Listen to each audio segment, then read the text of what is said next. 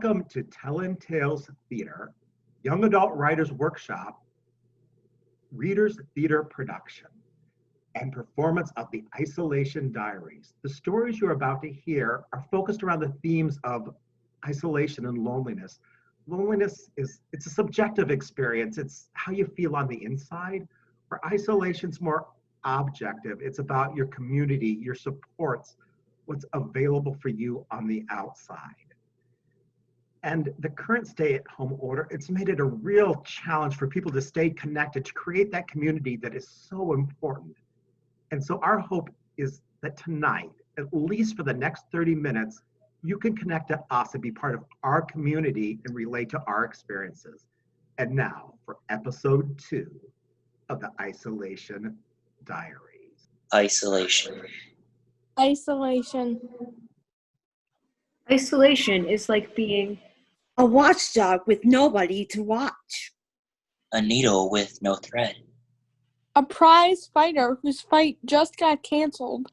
A tree that has fallen down in the middle of the forest. When I am isolated, When I'm isolated, I get hung up on things that don't matter.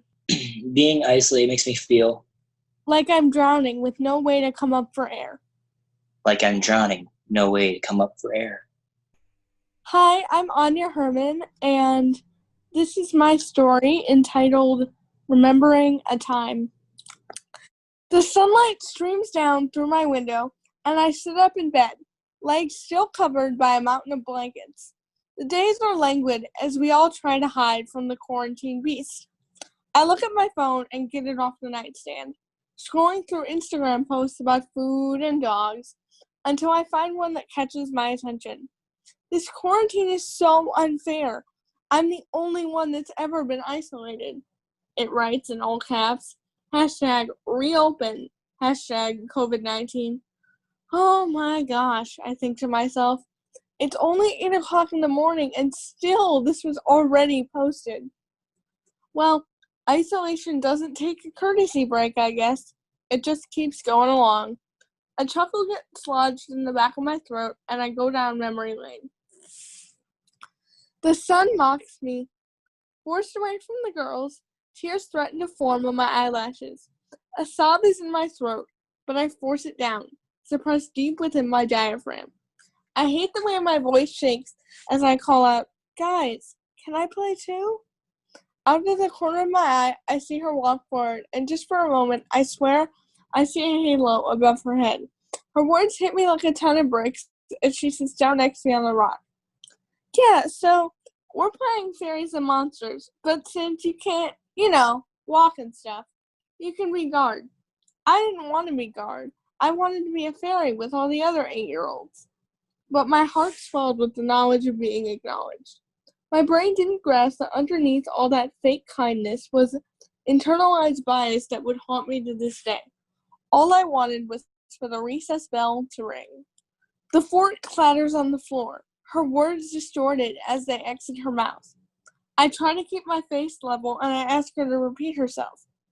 "Oh, yeah, so, sorry, but I can't come over on Saturday after all. I've got Helena's party, but wait, don't you have that too?" She said she was inviting everyone from our lunch table. "I can give you a ride if you want."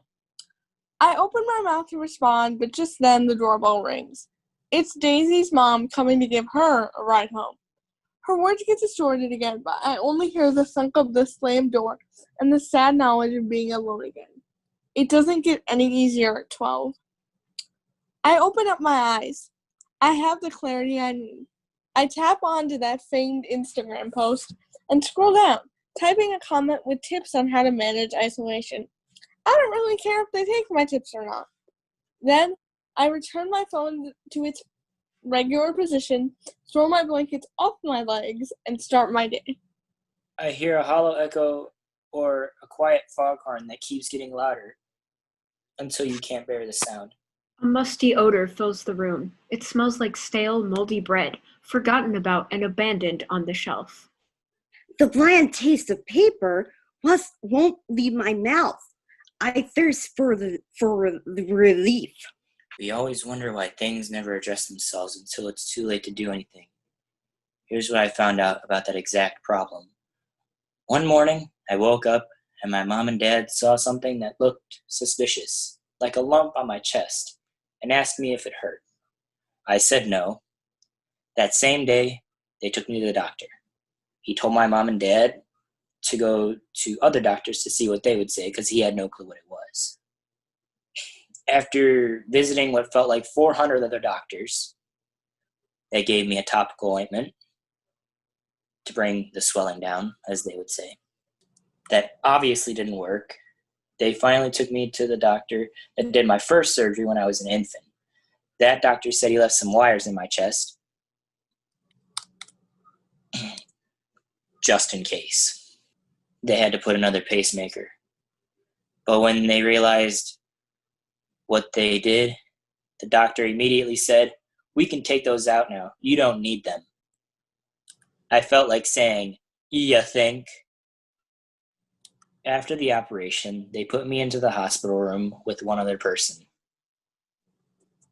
They realized the wires that they pulled out of my chest didn't make the infection better.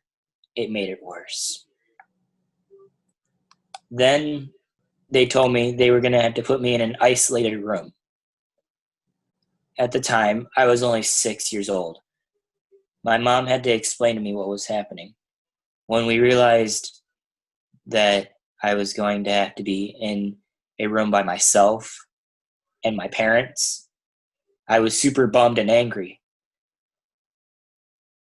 While I was in my bland white room with a TV screen and a monitor that went off every 30 seconds, not exaggerating, as well, I ordered my own food and ate what I called Egberts. My mom sparked that word in me. I also got tons of letters and get well soon presents. After what felt like an eternity in isolation, I finally came out and felt changed, physically and mentally, because my chest was back to normal and made me feel good about my future. I will never have the physical scars to show this depressing time. I can hear the wind blowing across the vacant field. It's a sound that's empty and emotionless. Muffled voices surround me that I can't truly understand, no matter how hard I try. The stale taste of food that has been decaying on the shelf doesn't satisfy my hunger. Hi, my name is Leah Rhodes, and I wrote this story, a story called Skylar's Talent Show. I wrote this piece based on my own experience with theater. Theater always welcomes everyone, including people with disabilities, to have fun and be in shows. Theater teaches us how to be social, how to make friends, and help us make us unique. We become more independent, and it helps us see what we can do for our lives. And now for my story. Skylar's Talent Show. Skylar was excited to be in school. She is excited about making new friends at her high school. Skylar has a disability. It's called a personal disability. It means that her emotions control her life, which means that she is shy and gets nervous around people coming through the school halls. She just needs to find a way to control her emotions that are controlling her. Later at noon, during Skylar's lunch period, she sat down for lunch and she saw two girls doing something that looked like fun. Clara and Lisa were having a high school talent show, and everyone looked excited about the event, and Skylar was really interested. Claire said to everyone, come on, everyone, to audition for our school's talent show. We would love to have everyone sign up to be in the show. Lisa and Claire's audition table looked so excited, and the lines were really long. Lisa said, please Feel free to sign up during your lunch periods. We would love to have every one of you be part of the show. Skylar was so thrilled to hear about the event, and she thought to herself, I should do it. Be part of the talent show. Skylar got up in line and signed up for the show, but when it was her turn, she froze. Claire asked, Hi there, are you here to sign up for the show? But Skylar couldn't speak out. She stuck to say anything. Claire asked again, Are you signing up for the audition for our show? But nothing came out of Skylar. She was still frozen up. Lisa said, If you're not here signing up for the show, will you please move aside? There are people still waiting. Skylar was so embarrassed. She ran away. Claire tried to stop her, but it was too late. Skylar was gone. Skylar felt so embarrassed that her disability got the best of her again. Her emotions controlled her.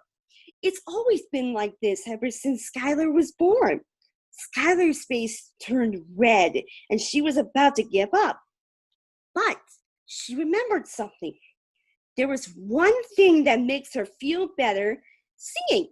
She remembered what her mom told her. If you are feeling sad, then sing to your heart's content. Skylar went to the music room. No one was there, which makes her happy because she didn't want anyone to hear her except for her family and her stuffed animals when she performed for them. Skylar got out her phone and picked her favorite song to sing, Let It Go from Disney's Frozen. She took a deep breath and she began to sing. Claire was on her way for her next class when she suddenly stopped. She heard something. Who is singing? Where's it coming from? Claire looked through the hallways until she came to the music room. Claire took a peek at the room and she couldn't believe her ears. It was Skylar from lunch. She had the most beautiful voice. She tiptoed into the music room and watched Skylar. After Skylar finished the song, she smiled. Her singing helped her feel better. She was about to leave when she heard someone clapping. Skylar turned around and saw Claire. Claire said to Skylar, You have the most beautiful singing voice that I ever heard. You are awesome. Claire stopped Skylar and said, Girl, you need to audition for the talent show. Why did you run away from us from before? Skylar was trembling. Her disability was getting the best of her again. But she took a deep breath and said to Claire, I have a disability. It's called a personal disability. It means that my emotions get the best of me. And that's why I never talk to people. Claire asked, Is that why you had a hard time speaking to me and Lisa? Skylar said, Yes. It's always been a problem for me ever since I was born. That's why I'm nervous to say anything. Claire smiled. Claire smiled at Skylar and told her, You're not the only one who gets nervous. I have a friend who went through the exact same thing. She was in the lead of Aladdin Jr. During the battle scene, she was nervous, forgot to say her line, and was embarrassed. Her theater friends told her that she did great and that everyone gets nervous sometimes. That makes her feel better. See, honey, everyone is nervous at times. It helps you to have friends who support you. Skylar smiled. And if Claire's friend went through the same thing, then Skylar can do the same. Skylar agreed to audition for the show, and Claire was excited and said, Great, I'll see you then. Oh, I forgot, what's your name? Skylar replied, My name is Skylar, but you can call me Sky for short. Claire said, I'm Claire, and my other friend, her name is Lisa. We'll see you after school, Sky. Bye. She waved goodbye. Skylar waved goodbye to her new friend. She almost forgot. She had math for her next period, so she ran as fast as she could. She thought to herself, I'm so excited that I have new friends and audition for the show. Later after school was over, Claire and Lisa were in the school theater room going through the audition papers. And Claire told Lisa, remember that girl who wanted to sign up for the show? Lisa replied, yes, I remember her. And what did she say about the show? Claire said, well, her name is Skylar. And she said, yes. Lisa cried, yes, I can't wait to see what Skylar's talent is. Claire smiled. She knew Lisa would be totally blown away by Sky's talent. The auditions were starting. There were a lot of kids for the auditions. Skylar made it just in time for the auditions. She looked around. The theater looked packed with kids. Skylar was nervous again. Her emotions and her disability were getting to her. Skylar was about to leave the theater, but she stopped, and she remembered what her new friend said. Everyone gets nervous sometimes, and they mess up sometimes, but their friends help them to keep going. Never let your emotions get to you.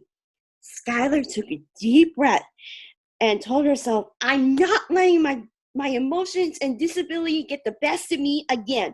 I am going to audition for the show and show everyone what my talent is.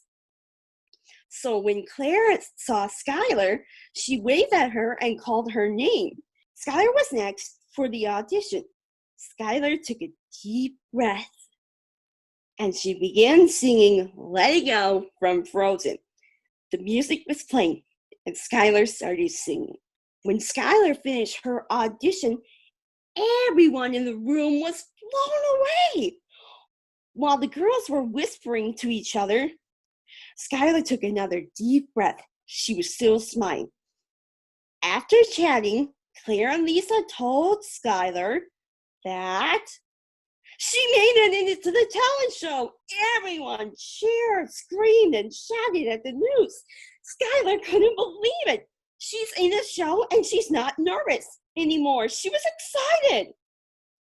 Claire and Lisa told Skylar that she would be the open of the show on Friday nights and that they would like to be friends, hang out with each other, and sit together for lunch. Skylar was overjoyed.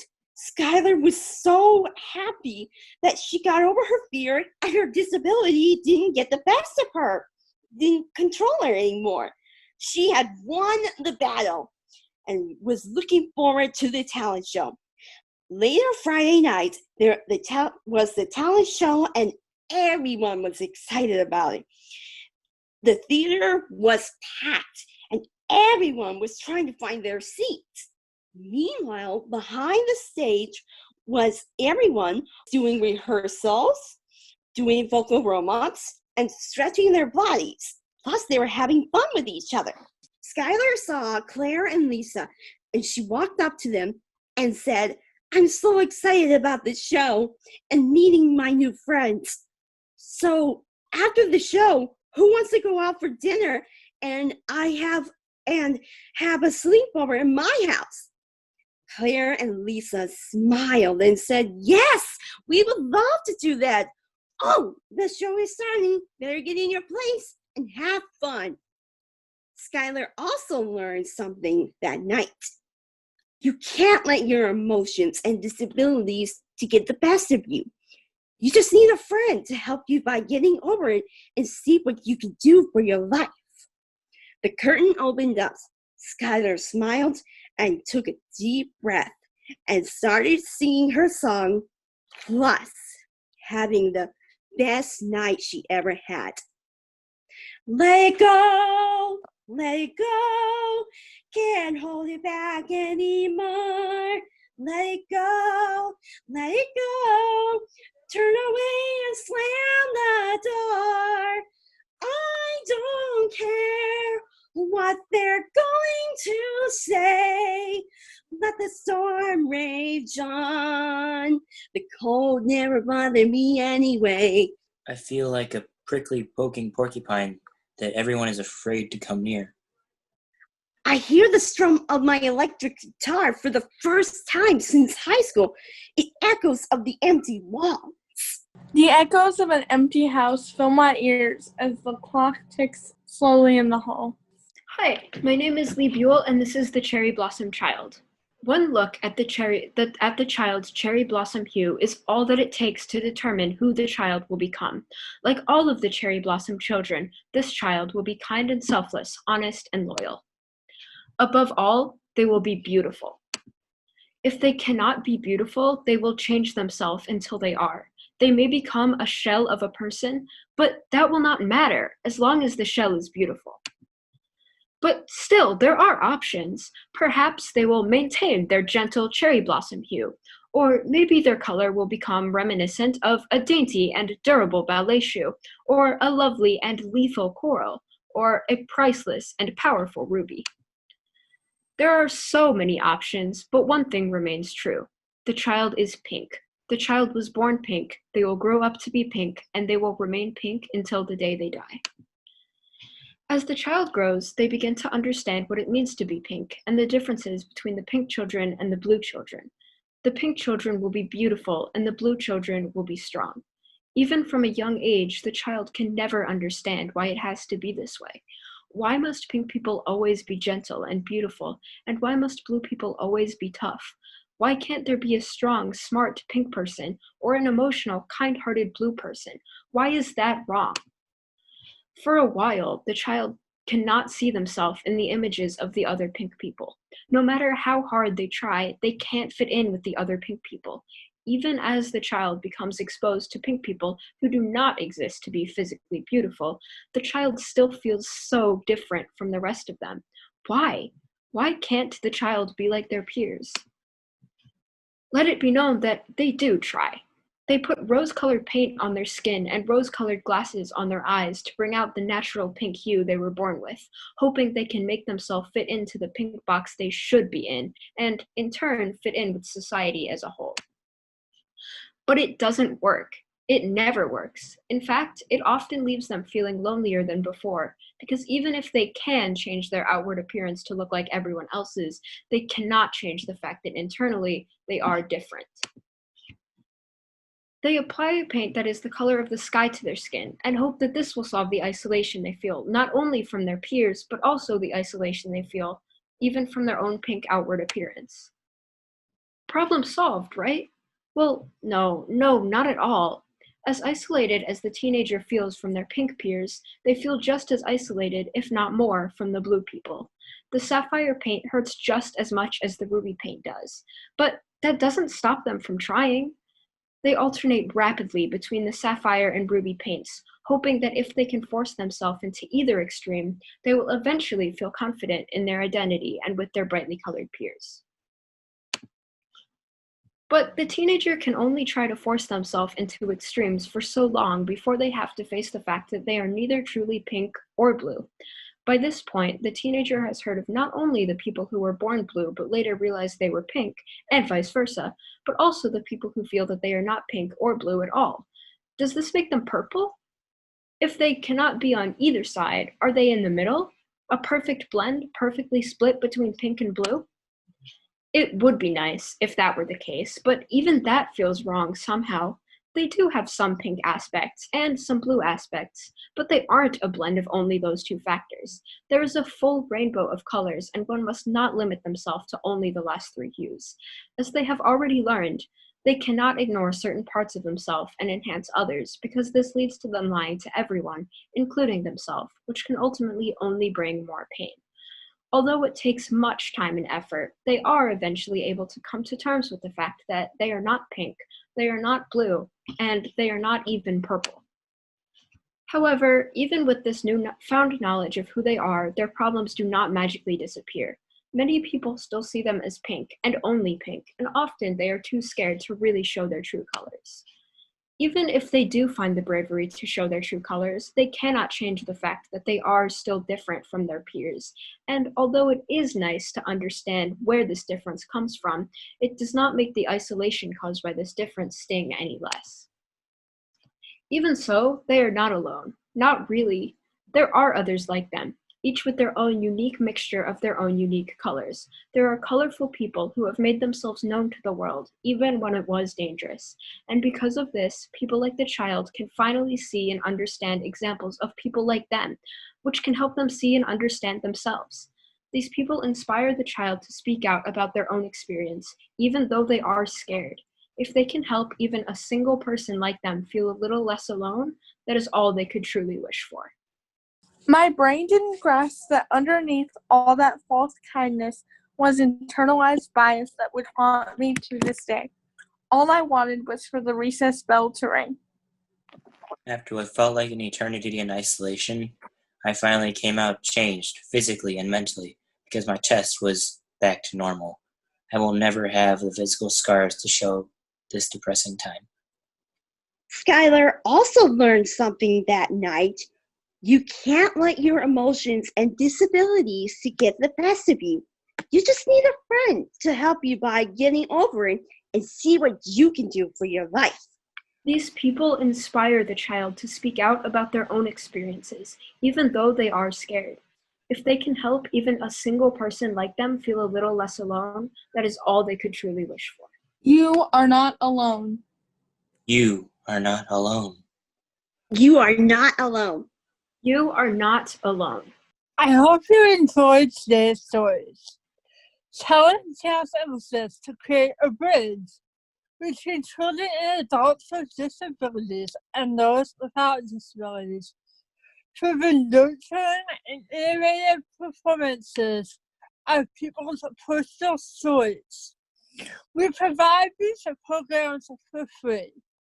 For us to continue our work, we need your help. If you enjoyed today's episode of the Loneliness Diaries, please consider giving us a donation. You can do this by going to our webpage at www.talentsales.org and clicking on the donate button. Thank you.